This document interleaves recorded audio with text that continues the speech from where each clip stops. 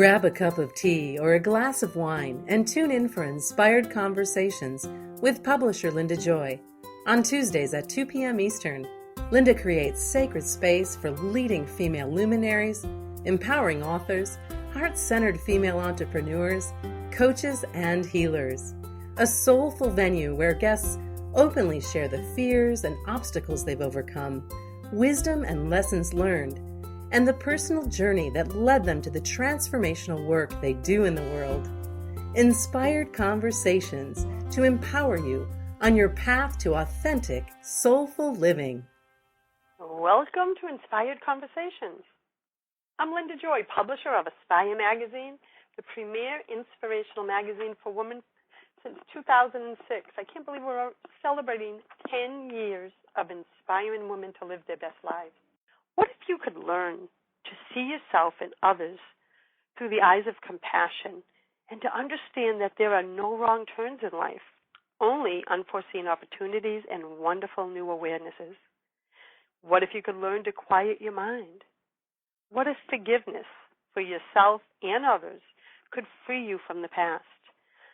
We're going to be talking about that and so much more with my special guest, Shelley Lundquist.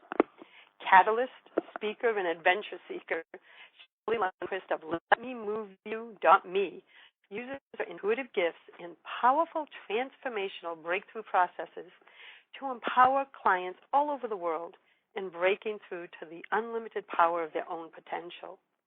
As a self-mastery and success coach, Shelley guides her clients through a journey of self-discovery and a powerful shift as they learn to create a peaceful, harmonious life of joy and abundance that acknowledges body, mind, and spirit. Welcome, Shelley. I'm so excited to share space with you once again.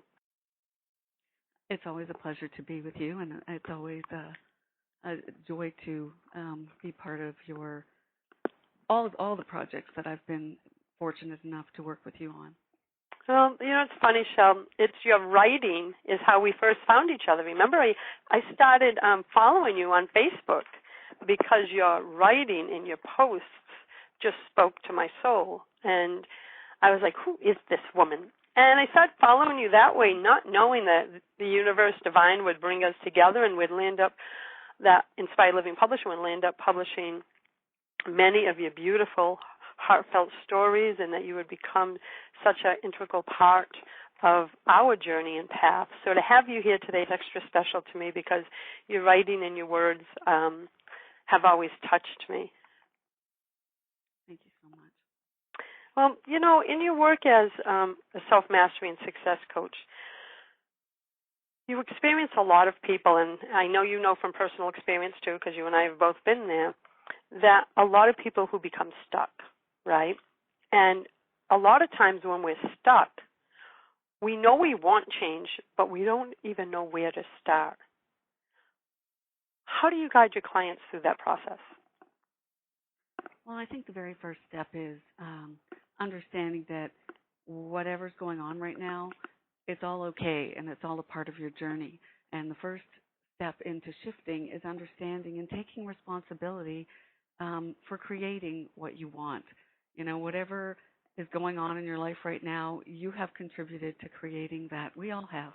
And if you want to shift it, when you really understand that you have the power to create, to have created already, you can choose to design whatever you want. You can choose to create whatever kind of life that you want.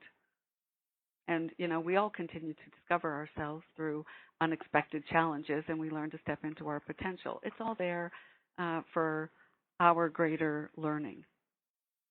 And I know I've discovered that. I mean, at the time that you're going through something, you can't imagine that there's any, especially when it's something painful and disruptive in your life, you can't imagine in that moment that any good could come out of it. But you and I have shared in personal conversations, some of our darkest days led to our greatest gifts. Have you found that on the path with your clients too? Absolutely. And I think in a lot of cases, people tend to sit back and feel like they're victims of the circumstance that they happen to be in, whatever it may be. But it's such an opportunity, all the challenges that have come along that, you didn't expect, to really see how strong you are, that you're so much more than whatever you're experiencing, and you learn to trust yourself. And life always flows more easily when you learn to trust your own intuition. And when you can walk through your fear and just keep putting one foot in front of the other and going on this journey that we do of discovery, and every step we take, we create either in harmony for what we want, or we're creating more chaos. And it's always up to us. And neither is wrong. It's just a matter of, are the choices that you are making getting you what you want or taking you further away from it? It's a great question to ask yourself, too. Is that something you recommend when you're trying to make a decision in a moment of, I'll use the word crisis for this conversation, because I think those are great self-reflective questions. Is that a part of one of the processes that you use, is get people to just still themselves and ask those questions? Yeah, absolutely. And I think one of the things that works for me is it's very easy to react in a moment, and it's very easy to think, well, this is the right thing to do. But I have often found that what I thought was the right thing to do in a moment wasn't necessarily going to get me the result that I wanted. Whether it was in a relationship, or whether it's a business relationship or a personal relationship or whatever it might be, I might think, well, this is right based on the way that I think, or based on my perceptions, and you can stand staunchly correct, but in being staunchly correct, you're making somebody else wrong. When you're focused on being right, you're making someone else wrong. So I stop myself, and I advise clients that, when you're about to say something, when you're about to make a decision, stop and reflect. What choice is going to get you closer to what you want? What matters most to you? What are you passionate about? What kind of life do you want to create, and what do you want to nurture in your life? And is there anything that you need to let go of that's holding you back? And I think that when you're in a situation, instead of snap responding, which most of us do, at least occasionally, when you just stop for a moment. When you learn practices and start using other tools to center yourself more often or come from a place of balance, you'll begin to respond differently. But in the meantime, I think it's important to just be able to stop yourself and, decide what you want to put into the world. Decide, is this taking me closer to the life I want to create? Is this adding more fear to the world? Is this adding more anger to the world? And all of those things are tools that I use, including, is this who I am? And if a response that I make is not who I am, and it doesn't resonate with the person I want to be and what I want to project into the world, then it's not the right thing to say or to do or to give energy to. So then I have to shift, and I have to take responsibility for owning that shift. And that's how we begin to create whatever we want. I love that. And I use two similar questions that I've used for about 15 years, especially when I got on the spiritual path. I needed a way to pivot my thoughts, especially if I found myself, like you said, in the reactionary mode or in fear. Mm-hmm. I trained myself to become really still in those moments, and believe me, it took me a lot of trying to get it to become a pattern. But it's is this what love would do? And yes, exactly. And the flip side is there's only two answers, right? And the answer is yes or no. And if the answer is no, then I immediately know intuitively, okay, these are old stories playing out. You are in fear, anxiety, false thoughts, old scripts, old beliefs.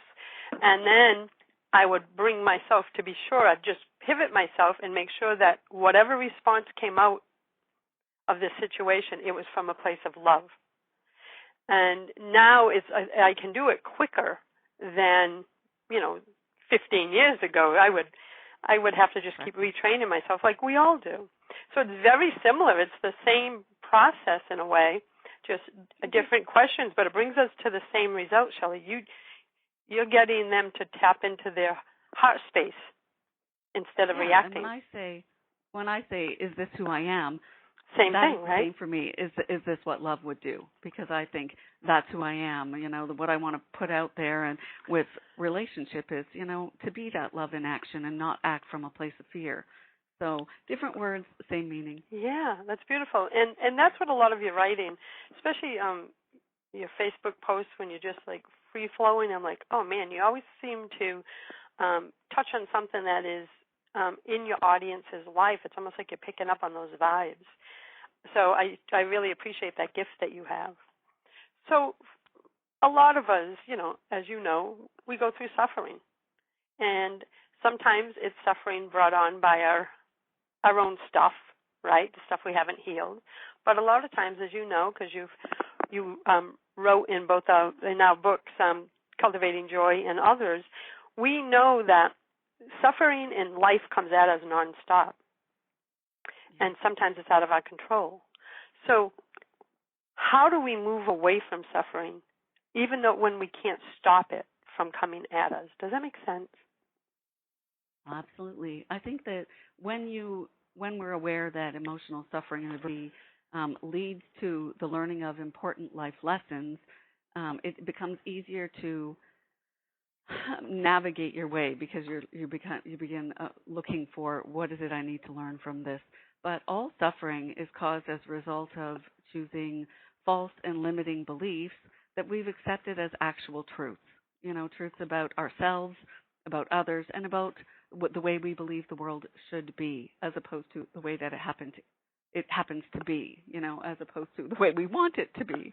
And the beliefs, these limiting beliefs, emerge over time due to our fears, our judgments, and that have been imposed upon us by our egos through our past experience, through the way we were parented, through education, and what is simply rationale gone awry.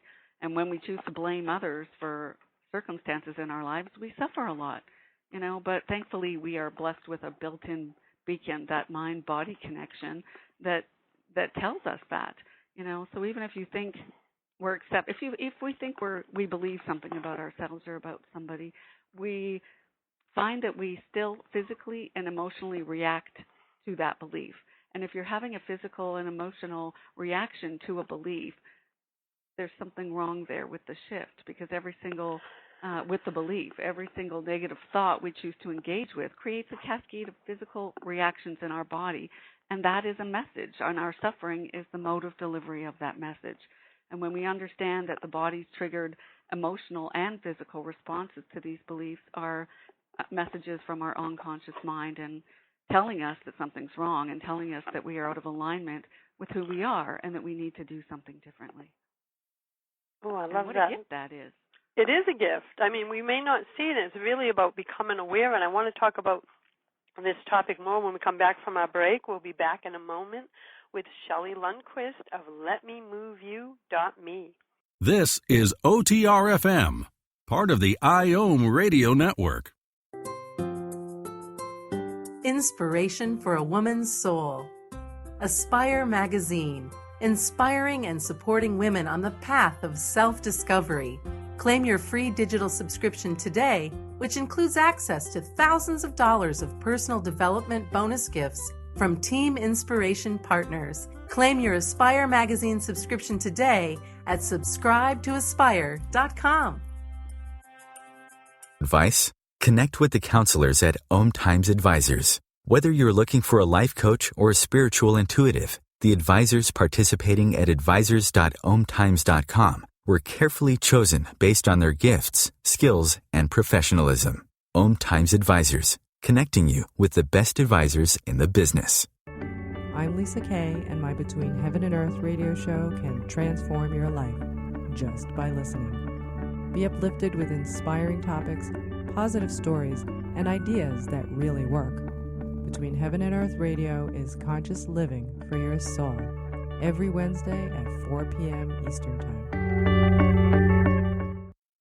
The number one reason girls drop out of school in sub-Saharan Africa is lack of access to feminine hygiene products. The Pads for Schoolgirls Project, an outreach of Humanity Healing International, is changing this paradigm by setting up sewing programs at schools, teaching girls a vocational skill, while producing the reusable pads that help keep them attending classes. The girls pay it forward by making and giving pad kits to other girls in need. To learn more, visit humanityhealing.org. Humanity Healing is where your heart is.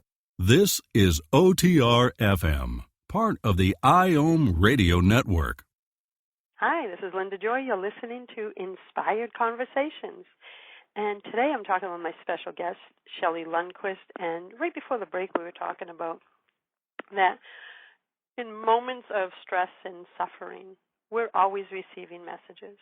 And I love what you said, Shelley, that our body is always telling us where we are on that journey, right? If we are stressed, suffering, holding negative energies, we're going to feel it. How do we shift it, though? So, like, how do we, I think so many, here's what, I'll share my issue for many years. I was so disconnected from my body that I did not recognize the signs and symptoms. I had to learn how to be aware in my own body so that I could pick up those signals and then work from there. Do you find that? Do you find that with a lot of your clients? Well, sure. I mean, wherever we are is where we start, right? And we have different levels of awareness, and that awareness grows as we accept responsibility for where we are and how we're looking at the world. And I think it's a great gift to have the awareness that suffering means you need to do something differently to bring yourself back into balance. And you always know when you get it right because it feels right. And the first step is accepting that responsibility for your perceptions and your actions. So if we're still suffering, it means we haven't yet found the courage to do something differently, and we're still falling into those old patterns.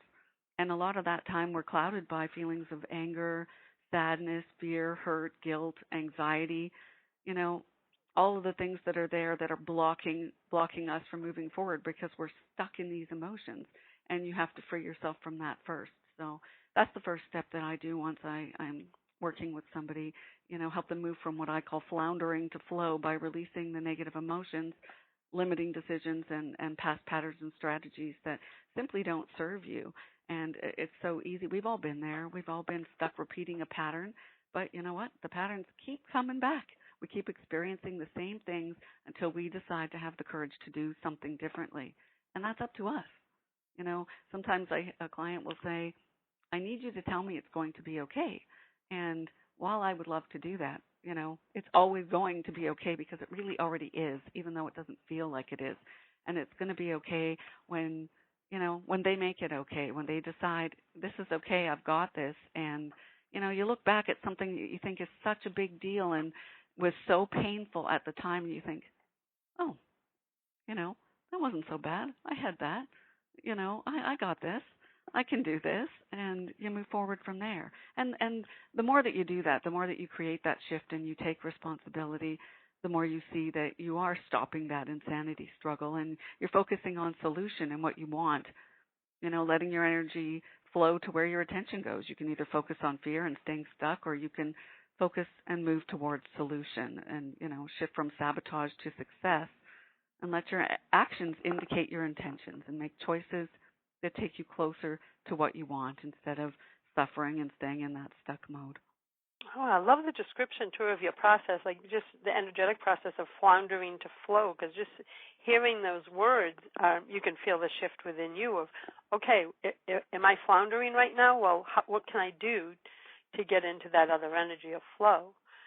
I've noticed on my own path, Shelley, and I'd love to know your journey is, for me, it would be I would get the awareness of whatever it is I wanted to change or shift, and then I would do really great for a while, and then sometimes it felt like it was 10 steps forward and freaking 8 steps backwards, and I would get frustrated, and I want to share that because I think a lot of women in our audience look at more visible women like yourself or me and say, oh, my God, I don't know how she changed her life. I don't know how she went through her sufferings, because, you and I are pretty transparent about what our past journeys were.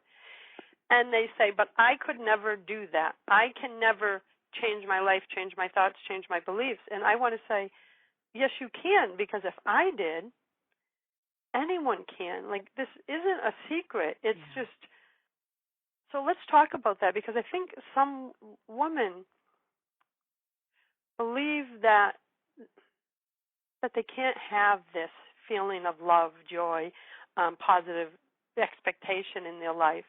And I try to tell them that's your old script trying to sabotage you. Yeah, that's what it is. And it's the old story. And sometimes it's funny because people talk about, well, it's the comfort zone, but there's no comfort in that comfort zone because it's painful. Should be. Yeah, exactly. And the thing is that when we are in that place, and don't get me wrong, I have moments where something will set me off for half a minute, and I'll lose my mind for, 30 seconds or something, and then I look at it and just think, and then I laugh, of course, because, it happens to all of us. We still fall back into patterns, but it's how long does it last for? And each time, we've piled these layers of pseudo-protection to protect ourselves. I can't do this because of this, and I have to keep myself safe. But really, when you're locking the world out, you're locking yourself in. And there was a time that I also believed happiness was never for me. I didn't see that in deciding that, that's what I was creating. And when you're really living in resistance, then you're not accepting what is around you. And you have to get out of that resistance to move forward. And sometimes it's just take a deep breath and stop yourself. And is this what I want? Is this where I want to stay? I can't have the limiting belief of I can't do this. I can't have this. And then you feel terrible about it. And that signal from your body of feeling physically terrible and so sad and in such grief for yourself because you can never have the life that you want is your body saying, hey, that thinking isn't right. Like it's such an important signal that and then when you sit down and you think, well, I don't know if I can have it, but I don't want what I've got right now. I want something different even though I don't believe it. And you just take your deep breath and you choose in every moment. And it does take time and it does take practice depending on what method you're using or if you're doing it using conscious techniques versus unconscious techniques where you're, communicating with the deeper mind. But I think that it really is just about choosing. I want this, walking past those limiting beliefs and those fears to, in this very second, I'm going to choose this. Maybe it won't get me anywhere because I'm not sure that it will, but it does take you a step forward. Sometimes it is, what do they call that? A cha-cha, a couple steps forward, a couple steps back. But all in all, as you keep stepping forward and seeing what you thought was what I thought was possible 5 years ago, or not even possible 5 years ago, is so far gone, and I've so far surpassed it into, I no longer think there isn't anything that's not possible. Like everything is possible. Because you stepped out of your comfort zone. Yeah. Right? Like and everybody can do that. Yeah, you went through, like we all do, it's like, I know I'm being led this way. I can either let fear stop me, or I can, like you said, just go with the flow, trust, and take that next step that brings me closer to who I want to be or the life I want to live. And I love witnessing women do that. And once you do it, it's almost like you're building your trust muscles, your inner trust muscles. Yeah. I mean, that's what it feels like for me. It's like, oh, my God, I can't believe I just did that. And what was... Yeah, exactly. Well, you and I know, I've told you my story that many years ago I was petrified to do video. Yeah. And when a producer found me about 4 years ago and said, hey, you want to do this event? I said, sure. Nowhere in the documentation did it say I had to fly to L.A. to do a video. So after I signed, he said, okay, we got to come out and you got to shoot a video. And I'm like, what are you talking about? There was no video. He goes, oh, yeah, we need it for the 3 of them for the landing page. Shelley, you and I have had this conversation. Yeah. I went into fear mode. I'm like, oh, my God, I'm not good on video. I mean, this was a real fear for me, the anxiety, the stress. And I said, or my spirit said, my inner wisdom said, you are receiving this opportunity because it's leading you to where you need to go. Where you are meant to go. Either step through the fear or miss out on the opportunity. And I did it. And look what's happened since then. Exactly. So now I can't believe I'm about to be hosting another video series. And it kind of gives me soul giggles that, 4 or 5 years ago I was petrified, and now I do them all the time. And so it becomes... Trust, build your trust muscles, go through the fear, and then it becomes second nature, and you'll look back and, as you just said, and say, I was worried about that. Yeah, exactly. It's like, when you take those little steps and you just do it anyway, you shift your perception and you move from resistance to acceptance, and you open your heart and your mind, and then you're guided there, and you discover, wow, you come to realize that you have your answers, you have your strengths, it's all within you. And when you really start to believe that and start to trust yourself, build that trust muscle, you discover a new sense of power and love for yourself. And when you get there, it becomes so innate and so natural to just trust and make choices and know that you can have whatever you want to have. Oh, I love that. It feels empowering when I have conversations like this. I wanted to inspire and give hope to anyone listening on the call that may be feeling stuck in any area of their life right now, because Shelley and I, not only in the roles that we play in the world serving people, but as women, on our own spiritual and personal development path, have been right where you are. That's our story. Yeah. That every experience you've had on an energetic level, feelings, worries, concern, we've both experienced.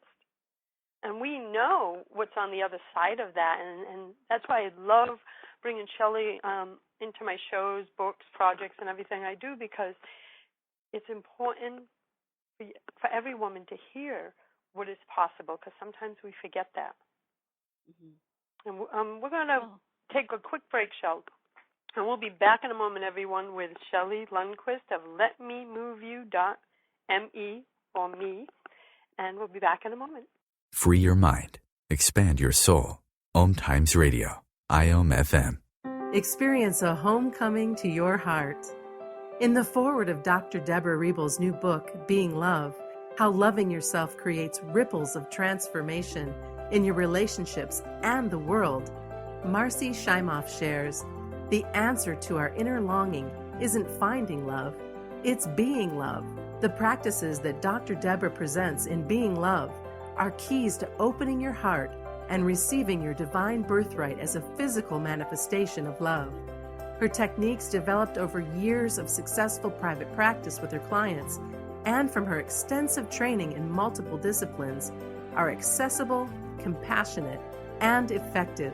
Her message is powerful, and if you allow it, will change your whole life. Order your copy of Being Love today at beinglovebook.com. and receive over 45 transformational gifts. Being Love is brought to you by Inspired Living Publishing. Me, a cat, moving in with a new human. It took a little getting used to. She has these weird games she likes to play, like this giant feather. She sticks it in my face. I swat it away. She sticks it in my face. I swat it away. It's almost like she thinks I enjoy it. But seeing how much fun she gets out of it, well, I guess it makes it all worth it. Humans. A person is the best thing to happen to a shelter pet. Be that person. Adopt. Brought to you by the Ad Council and the ShelterPetProject.org. Free your mind. Expand your soul. OMTimes Radio. IOM FM. Hi, you're listening to Inspired Conversations. I'm Linda Joy, your host, and I've been talking today with Shelley Lundquist of LetMeMoveYou.me. And we've been talking about how to move away from suffering, how to go from floundering to flow. And I want to touch base on something that's made a big difference in my life, Shelley, and it's forgiveness. And, we talked about that. I talked about that in the opening. And when I found forgiveness for a situation in my life that many would think is unforgivable, I realize now, I didn't realize it at the moment, that opened my heart and soul to be able to create and live the life that I was meant to live. Where does, in your processes and your beliefs, where does forgiveness play a part in freeing ourselves from the past? Well, what is that quote? Forgiveness is the setting free of a prisoner only to discover that the prisoner was you. Yeah, I know that one. Yeah, I think that forgiveness is so hard for some people but the thing, I know what I have learned, and that is that there really is no need for forgiveness where judgment does not exist first. And I didn't realize that for a long time. Like we judge based on what we see as our values, and we expect that everybody else has the same values or that they should. But you know what? Everybody's doing the best they can. Everybody's had different experiences, different exposures, and they're all coming from a different place. And I think when we're so out of balance, we don't see clearly either, because we're so focused on ourselves and separation, and that we are not part of whatever it is, or that we don't play that part, or we decide what our role is. And I think when you come back to that, as you were talking about earlier, about looking through eyes of compassion, and it's really about seeing yourselves in others. So I find now, I've had some tumultuous relationships in my life where I would look at people or things that they did, and other things, other experiences that I've written about in some of my stories that, as you say, are things that weren't forgivable. But really, forgiveness is really a requirement only necessary, from my perspective, by the ego mind, which makes it a full theatrical production, of course, because that's what ego does. But when you're just really looking at whatever the circumstance is, and through your heart, and maybe you've experienced pain, maybe you've experienced anger, whatever it is you're looking at in a person, it's you that is hurting. So even if you're stuck in that ego mind and you need to let go and forgive, I've moved to a place now where whatever happens around me and people say, well, that wouldn't apply to this or that wouldn't apply to that, and I guess, that's because we all fall back into ego at different points in times, and that's the myriad of ways in which we undermine our relationships, because we're holding a bar up and expecting people to meet it and to meet our expectations, and if they don't, then we feel wronged, and we decide that we have to find forgiveness for them. And when you look at it that way, it doesn't make a lot of sense. And I know forgiveness is such a big deal, and it's talked about in so many books, the need to forgive, and as I say, when you are living from that place of separation, it is important. And as you learn to forgive everything and everyone that's come into your life or that you feel has wronged you, as if the world revolves around each of us individually, your heart opens, and that's when you start to see that, forgiveness isn't necessary when you're just looking at a person through eyes of love and eyes of compassion and thinking, wow, that's the best that person had, and you see their suffering.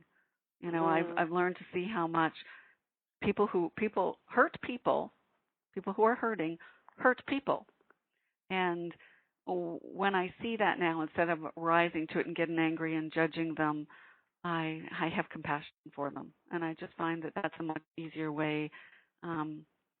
You're not getting your emotions embroiled in it, and I'm being mindful of being where I am, being present in the moment, and just not allowing judgment. I'm becoming the watcher of my thoughts and watching what my thoughts are there, because really the thoughts that I have about a situation, they're about me. They tell about me, not the other person. Our judgments are about us. They're not about the other person. Exactly. And I think that's important. And I think it's when we live in the now, we bring our greatest resource into responding, and we bring our light. That's a beautiful way. And some people think that forgiveness is just about others. But forgiveness is also about forgiving yourself and loving yourself and having compassion for yourself, for your perceived mistakes of the past. Do you find that I know I'll speak from my truth instead of asking it that way. For a long time, I carried this giant steamer trunk of regrets and shame and self-condemnation, thinking, I got to carry this all my life, because I did these things. Mm-hmm. And I had never even heard really or dove deep enough into the topic of self-forgiveness. I knew all about forgiving others, but if we don't forgive ourselves for our past, my belief is you can't energetically move forward and attract everything else into your life, because there's that stuck, stagnant energy that's taken up space. Sure. And you know what? In a case like that, forgiveness can be a word, and it really isn't all that different from compassion. You know, I guess when I hear the word forgiveness, often I associate judgment to it. It's like somebody's right, somebody's wrong.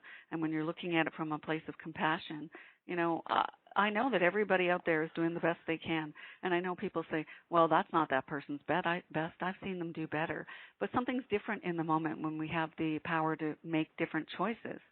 So in every instance where a different choice is made, some other element is either present or is not there that was there before. So literally in each instance, we're all giving the best that we can in each moment with the perception that we have and the feelings that are driving us. That doesn't just apply to everyone else. It applies to us. And, of course, we're usually judge ourselves more harshly in many cases than other people. And like, how could I have done that? But when you stop and think, okay, I did that. That was the best I had in that moment. I don't feel great about that, but I have that awareness now that I can make a different choice. And acknowledging that we're really doing the best that we can, it doesn't maybe let us off the hook, and there's still repercussions for our choices, of course. But we don't have to always like our own behavior or someone else's behavior to love us, to love ourselves, to love them. People are not their behavior, and their behavior is, you know, brought upon by whatever beliefs or feelings that they're caught up in. And I think when you stop and acknowledge that and let go of any judgment of whether a behavior is right or wrong, and it just is, and it's either what you want to demonstrate, what you don't want to demonstrate, you have the power to choose differently. And each time we experience something like that, or we feel that need for self-forgiveness, we can see that there's something to learn here. You know, what do I need to do differently, and why did I do it that way? And as you look that way, it's easier to begin to shift and make different choices and, you know, learn to love yourself and learn to let go of self-judgment and just pat yourself on the back, congratulate yourself for each new awareness, for each new learning to say, hey, that wasn't very loving of myself, and I'm going to do it differently next time. It's putting energy into something that serves you instead of that doesn't. It's a great way of looking at it and I love the shift in the words. Like you said, the word forgiveness can be associated with judgment, and you use the word compassion, and it just, even the word is more loving, open, gentle. So I'm going to try to shift my use of the word forgiveness also. So thank you for that. And when we come, go ahead. Sorry. When we come back, go ahead, then. Not to take anything personally, because nothing others do is because of us, right? And it's important to never let a problem to be solved be more important than a person to be loved. Oh, you have to say that one again. Never let a problem to be solved be more important than a person to be loved. And we forget that. But that person's more important than whatever we're feeling about it. That's beautiful, because that's what happens. We focus on the problem and we forget that there's a soul and a person involved who has their own journey and struggles. And like you said, we step into ego and make it about us. So When we come back from the break, I want to talk about some tips and strategies you can share about how we can quiet our minds. And we'll be back in a moment with Shelley Lundquist of LetMeMoveYou.me. A conscious lifestyle for a mindful life. OMTimes Radio. IOM FM. Experience a homecoming to your heart. In the foreword of Dr. Deborah Riebel's new book, Being Love, How Loving Yourself Creates Ripples of Transformation in Your Relationships and the World, Marcy Shimoff shares, the answer to our inner longing isn't finding love, it's being love. The practices that Dr. Deborah presents in Being Love are keys to opening your heart and receiving your divine birthright as a physical manifestation of love. Her techniques, developed over years of successful private practice with her clients and from her extensive training in multiple disciplines, are accessible, compassionate, and effective. Her message is powerful, and if you allow it, will change your whole life. Order your copy of Being Love today at beinglovebook.com and receive over 45 transformational gifts. Being Love is brought to you by Inspired Living Publishing. Are you trying to get from point A to point B and need a little advice? Connect with the counselors at OMTimes Advisors. Whether you're looking for a life coach or a spiritual intuitive, the advisors participating at advisors.omtimes.com were carefully chosen based on their gifts, skills, and professionalism. OMTimes Advisors, connecting you with the best advisors in the business. This is Terry Van Horn, and I want to invite you to join me for my weekly radio show, Hailing Light, on OMTimes Radio every Wednesday at 6 p.m. Eastern Standard Time. On Hailing Light, we want to bring love, light, and blessings into your world. You can find out more about us at www.healinglightonline.com. Blessings. The number one reason girls drop out of school in sub-Saharan Africa is lack of access to feminine hygiene products. The Pads for Schoolgirls Project, an outreach of Humanity Healing International, is changing this paradigm by setting up sewing programs at schools, teaching girls a vocational skill, while producing the reusable pads that help keep them attending classes. The girls pay it forward by making and giving pad kits to other girls in need. To learn more, visit humanityhealing.org. Humanity Healing is where your heart is. This is OTR-FM, part of the IOM Radio Network. Welcome back to Inspired Conversations. This is your host, Linda Joy, and we have been talking with Shelley Lundquist of LetMeMoveYou.me. And right before the break, we were talking about forgiveness and compassion. And throughout this conversation, we've also been talking about awareness, right? That we can't change what we're not aware of, and sometimes we need to slow down to be able to do that. And Shelley, what are some of the practices you use to help yourself and your clients quiet their minds so they can come into a place of awareness? Well, I think, first of all, it's important to acknowledge that it's natural to have a constant train of thought. We all do, and then we try to fight it. But why fight it instead of trying to shut it off and getting frustrated when it won't or we can't? We just try to put it in the side or to the background while you make awareness at the forefront of your attention. So, for example, we can choose which thoughts to give energy to by being open and truly present. We don't just witness what's going on around us. We become a part of it. And by being mindful in moment-by-moment awareness, when we're truly present and not focused on, which we do, right, when our mind is going crazy because we're either focused on something that's going to happen, like fear of the future, or we're focused on the pain of the past. And none of it's real because all that's real is right here, right now. And to stop it, I meditate every day. So meditation certainly helps me, and through meditation we can learn to stop that struggle, and we can learn to become the watcher of your thoughts, not struggle to stop them, but don't give energy to them. And it does become easier as you do this.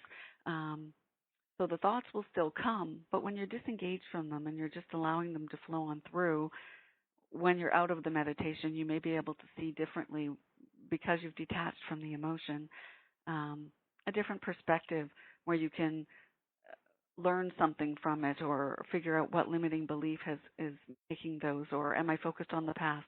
Am I focused on the future? And from a detached perspective, we can see where these thoughts arise from and address and reframe the beliefs that are causing us pain, because it's our thoughts that are causing us pain in the perception and how we look at the world. There's a myriad of ways and things we can do to quiet the mind. Meditation is just one of them. Sometimes I just go for a walk in the woods or a walk by the ocean or a walk by the lake, and it's connecting to everything around me, and it like washes the woes away. I feel so just present, like really present with, the leaves sometimes falling off the trees, and then I feel like I can play and try to catch them. And when you're really in the moment, whatever that might be for you, your thoughts change. All the thoughts that are sabotaging, you're not bringing those fears, you're not bringing your anxiety, you're not bringing your pain. You're just in that moment, enjoying that moment. And when you see what a difference that is, you can find ways. Sometimes it's just breathing, taking a deep breath and recentering yourself. There's a lot of different ways. What do you use? I use quiet time in the morning. I don't have I guess it is meditation. It's just for many years I had that false belief that meditation had to be a certain way, right? That you sit on this pillow, and I'm trying to redefine that for me. I used to say, oh, I can't meditate. And because I associated the word meditation, meaning you sit on a special cushion and you do these mantras, I had this perception. And so, of course, I always judged myself for God for 30 years going, I can't do that. I can't sit there like that. And I've come to understand that for me, meditation is about being present in the moment. And whether that's 30 seconds in the middle of the day or before getting on the show with you, it's stopping my mind going into my heart and just being. And then I realized, oh, my God, I've been meditating for years because that's But, Shelley, it was such a struggle for me to stop the judgment of, oh, my God, I wish I could meditate like her. And understand that, oh, honey, you've been meditating all these years. That's right. And in fact, that's exactly how I was. I went on one of these retreats, and we had to go into this room, and there was a Buddhist monk there, and we were all to meditate every morning and every evening. And I sat there just like the woman on Eat, Pray, Love, with all this stuff going through my mind, and I didn't understand meditation. It was like, go in there and don't think is what I thought. And that's not what it was at all. And I just gave up on it and thought, I just can't meditate. It's not for me. And then a friend of mine said, well, what quiets you down? Like, what makes you feel better? And I said, oh, well, it's a walk in the woods. And he said, well, that's meditation. That's your walking meditation. It's, you're not bringing, your thoughts might be there, but you're engaging with being where you are now in the present. And then I opened to this whole concept of meditation, and I stopped the struggle of, oh, I need to stop the thoughts and stop getting mad at myself and pointing in my head at things that were floating there that shouldn't be. And really, it's really just about being able to quiet yourself and enjoy being here now, And then you can move meditation into different ways and use mantras and whatnot. But you're absolutely right. All those moments, you've been meditating all along and you didn't know it. Yeah, and now I have a morning practice, and, I'm gentle with myself. It may not be every day. I'd say it's most days. And I have a journal, and I have angel cards, and I have inspirational books, and I don't go on social media. And as you know, Shelley, from private conversations, I'm an early bird and get up around 3 a.m., so I love that time. And so for me, I now call that is a meditation practice for me. Yeah. And so I find, and then, like I said a moment ago, I find moments throughout the day just to be. And I think even, and you have a beautiful granddaughter too, and playing with our grandchildren or our child and being fully present with them, that's meditation. Yeah. Well, and I love when people, I heard somebody say recently that, our lives and in those moments of joy and all of that is a prayer to the universe. It's just different words people use, whether it's prayer or meditation or presence. Joy, presence. That's it. It's just being present, and and when you are present, you're just sort of flooded with this gratitude. You suddenly realize all these blessings that you're not paying attention to, whether it's being with a grandchild or being in the woods and surrounded by such beauty and all these things that, we're so blessed by that we forget about when we're having the thoughts, allowing our thoughts to lead us instead of us to lead them. We're in charge. Yeah, we do forget that sometimes. Yeah. I know I still do. And I'm glad you said earlier, you said that sometimes thoughts come up for you and our old patterns. That's because we're human. But now, when the further along, I don't want to say the further along, the more you practice awareness, what took me days and weeks to shift 25 years ago, energetically or thought-wise, I can now go, oh, Lynn, well, there's that anxiety or false beliefs, and I can notice it so quick now, and then the moment I notice it, it's my choice to either stay in the discomforting thoughts or shift it. And, of course, I want to shift it. Right. And that's the beautiful part. The more you practice awareness, and you used the phrase earlier, being the observer of your thoughts, that's when we can incorporate change in our patterns and in our lives. Yeah. Is there anything we want is just on the other side of fear? Everything. Oh, yeah. And you and I have both discovered that. Is there a special or a certain tip or piece of guidance that you would like to leave listeners with, that something they can either incorporate in their life or an actual practice that you recommend? Anything that is coming up for you? Oh, gosh, I guess there are so many. I mean, first of all, it's taking responsibility, and if you're not really ready for that yet, or you just haven't been able to, you make a commitment with yourself to just lead with love and kindness in the moment, and then that automatically will bring a shift. And understanding that, as I said before, never let a problem to be solved be more important than a person to be loved. When we hear that, it just makes complete sense. Of course that problem is not more important than this person I love, and yet we let these things come between us, between our relationships, because we take things personally, and we're not thinking about how what others do is because of them, and what we do is because of us. And we all have our own path to walk, and I think that's important.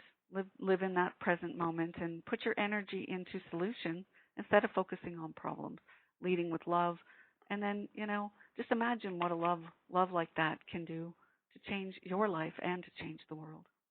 It just ripples out. It really does. And I want to thank you, Shelley, for being here today. And I wrote that down, lead with love and kindness. I mean, that says it all. It does.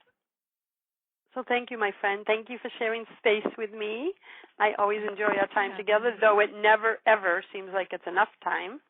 Yeah, that's true. And I want to invite everyone to visit Shelley at letmemoveyou.me and learn more about her extraordinary work and her beautiful writing. And I want to thank everyone for being here. And I invite you to join me for Inspired Conversations every Tuesday at 2 p.m. Eastern. And also, if you're looking for more inspiration, there's no place better than claiming your free subscription to Aspire magazine, which you can do at subscribe-to-aspire.net. And when you do, subscribe to aspire.com. And when you do, you receive over 40 transformational gifts.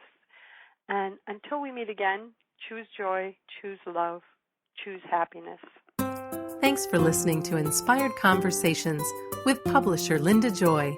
Join our sacred space every Tuesday at 2 p.m. Eastern and meet leading female visionaries, empowering authors, heart-centered female entrepreneurs, coaches, and healers. Inspired Conversations with Linda Joy is a soulful venue where guests share the obstacles they've overcome, along with wisdom and lessons learned on their personal journey that led them to the transformational work they do in the world. Inspired Conversations to empower you on your path to authentic and soulful living.